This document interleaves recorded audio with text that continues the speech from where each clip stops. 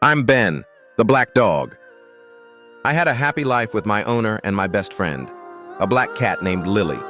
One day, while we were happily playing together, suddenly a strange van showed up at the front gate.